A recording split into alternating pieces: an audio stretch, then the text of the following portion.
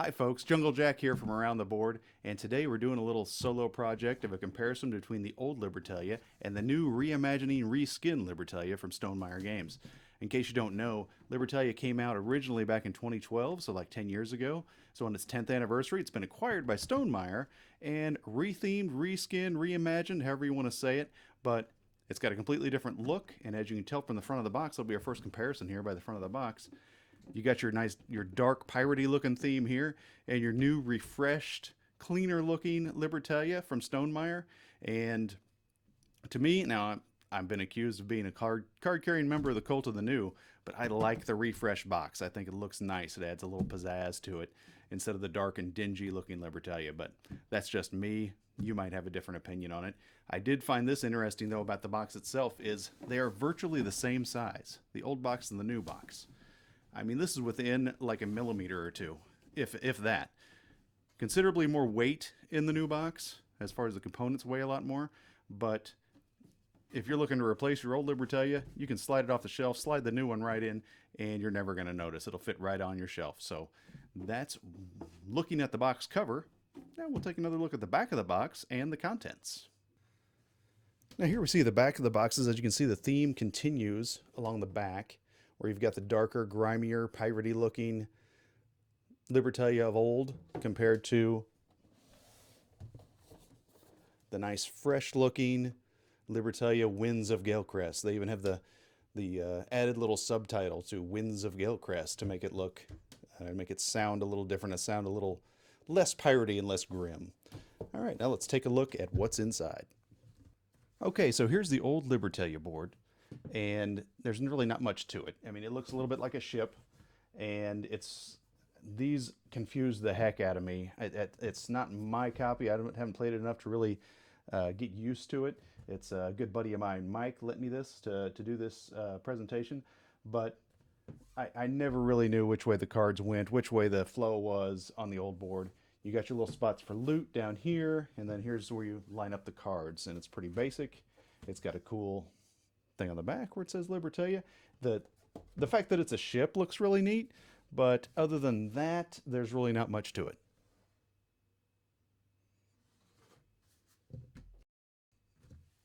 All right, here we have the new reimagined board, which is now two sizes or two sides, and you'll notice a couple of things.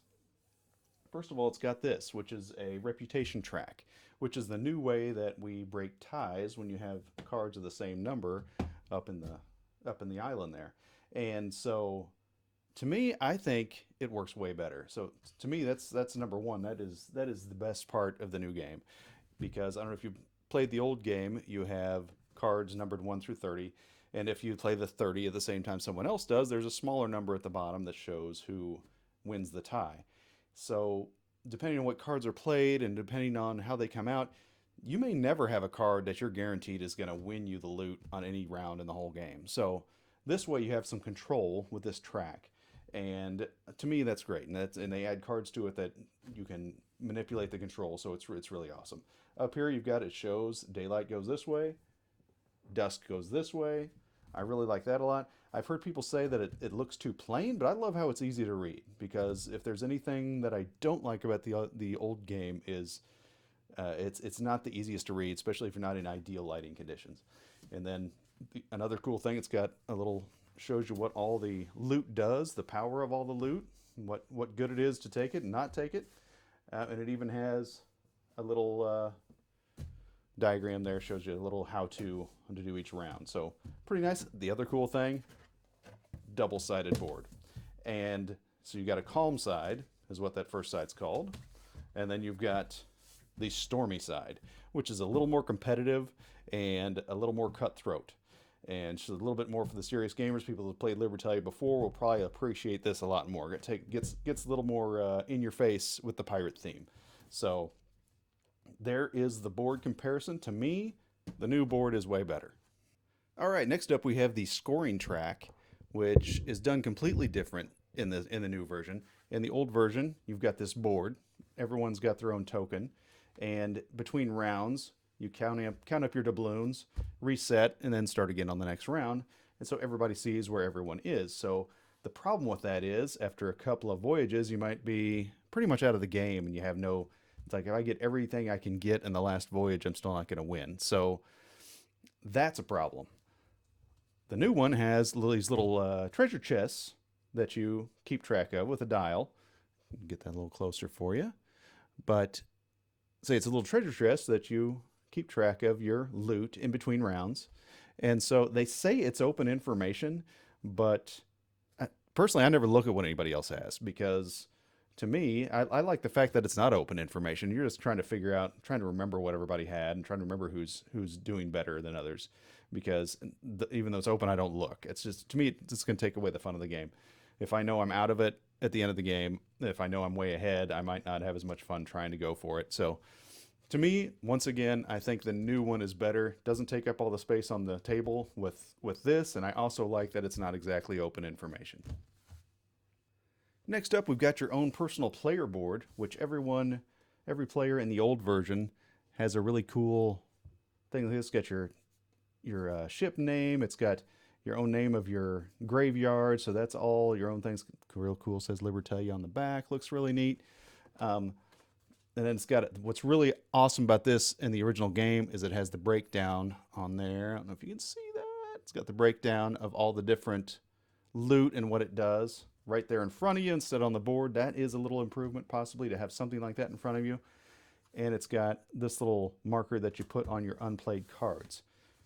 And the new one, you get this. It's a little cardboard thing that shows a picture of your ship, and on the back is your graveyard. I'm not really sure how this works, even though I've read the rules.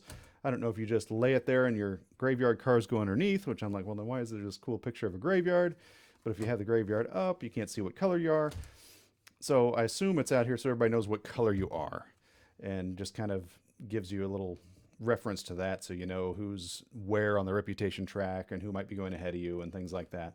And it's got a picture of the airships with the new theme, which I'm not crazy about the airships, but there they are. So kind of a wash with this. You really couldn't have all the icons and what they do because you can switch that up in the new game. So I think they did what they could, I guess. I don't know. It seems to me they could have had a 2-card slot here where you could have your graveyard and then have your airship. So could have been done better. This one to me is a wash. All right, here we have a comparison of the doubloons, which really aren't that much different. I mean, they're similar size and similar color. So if you're familiar with your old one, you're going to know how they work. I'm just showing you the cardboard money here, and trying to get it where you can see it real good. But there's really not a whole lot of difference. But the big cool thing about the new one is the money comes in this cool little container. So that's kind of nice. You can flip it open, put half in one side, half in the other, and put it on different sides of the board. So I guess I would get the slight edge to the new game just because they have a container for the money. All right, next up, one of the most important parts of the game is the loot and the loot bags. Because, well, I guess they call them booty in the original. But the original bag, I like that it's a black bag. It's smaller, but then again, the booty is smaller in it. And the booty itself is little cardboard tokens that you have a picture on one side and you have wood on the other so that nobody knows exactly what you have. But then we've got the new one, which you can tell if this bag's full or empty. The other one, you're not really sure. You've got these really good loot tokens. And I mean, this is high quality, and this is where the weight of the box difference comes from a lot. And you got different ones as well, and they all do something different. And it's the loot blows away the booty from the old one. I do wish they would have put something on the bag to kind of say, you know, Libertalia on the bag. That would have been cool. Something screen printed on it. That'd have been pretty neat to really go over the top. But that really gives you a satisfying feel having these nice loot tokens in there. So, and they're fun to play with. They're clunky. They're good to mess around with. And you're not going to just accidentally drop one on the floor and not know it like you would with the other ones. So, way two big, huge thumbs up for the new loot over the old booty. All right, here's the first section of cards we're going to look at. The cards, some of them are duplicated in the new set, but a lot of them are not. These are some of the ones that are duplicated, and I want to give you an idea of what the new ones and the old ones look like. All right, so let me grab the camera and we'll just go through them so you can get a little closer look. All right, taking a closer look, you can see we have the Mutineer. We've got the Quartermaster. the recruiter, the brute, the cabin boy, the carpenter, the bosun, the cook, the top man. Who do we have on the top there? The merchant, the first mate, and the armorer. And say once again, you can see that that's the I think this is the one that tripped me out the most. It's kind of different looking, but as you can see, they have creatures on them now. They're easy to read though. That's what I like. See how easy that is to read down there.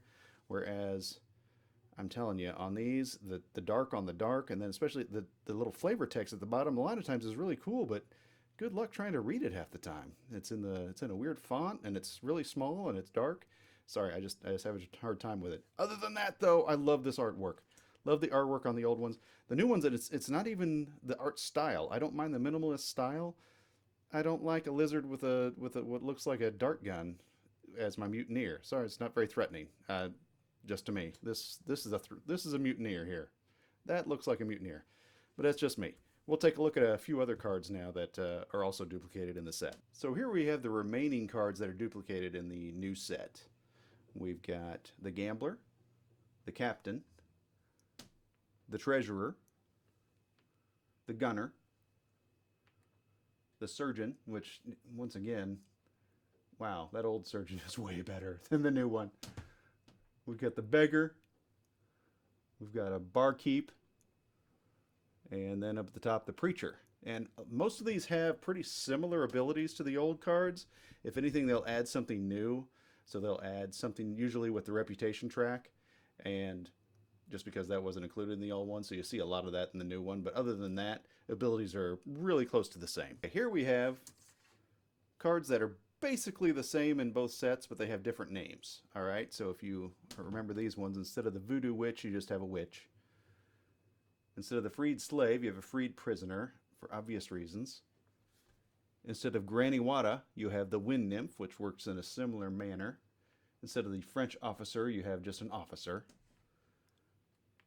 Instead of the Spanish governor, you have just a governor. And instead of the parrot, you have a scout, which pretty much does the same thing, because parrot is one of the favorite cards in the old set, and it's repeated with the scout. So all these are going to provide the same actions you're used to in the old set. Okay, there's two more that I forgot to mention that were pretty much copied, but with a different name, and that's the aristocrat rather than the governor's daughter, which also do similar things, but but they look a lot different. Okay, then there's three cards that are in the old set that are not repeated in the new game, and they are the Spanish spy, the monkey, and the waitress. To me, not having the monkey is a plus. If you can have addition by subtraction, the monkey, to me, you're always waiting for somebody to use it, and it just hurts the game and hurts my enjoyment of the game, to be honest with you. Other people don't feel that way, so I'm probably in the minority there. But then you have a plethora of cards that are in the new set where there's nothing like them in the old set, okay? So, you know, infantry, apprentice, collector. The collector is really cool, where you can turn in sets of things that you have for doubloons right then in the daytime. Then you've got the necromancer, where you can bring back cards from the dead, the thief to steal from other people, the smuggler, where you can take some loot in the daytime action. They're amazing. So to me, it's no contest that the cards in Winds of Galecrest win this competition hands down in gameplay. So there you have it, folks. That's the complete comparison between Libertalia, the old version, and the new Winds of Galecrest. What did you think? Did you agree with me? Did you not agree with me? You're entitled. It's a free country. But in my opinion, Libertalia at its heart is a card game, and it's the card choices and the card the retheming might not be as good, but just the opportunity that you have to use more cards and the cards that you have and how they're powered in different ways. I like the new one so much better. So I think a wise man once said, the best ability is availability. And this game is available. That's the other thing to think about. You can't even get this one right now.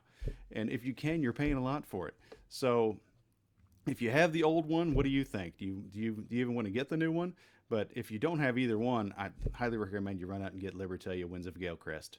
And that's unpaid from me, Jungle Jack. We'll see you next time on Around the Board.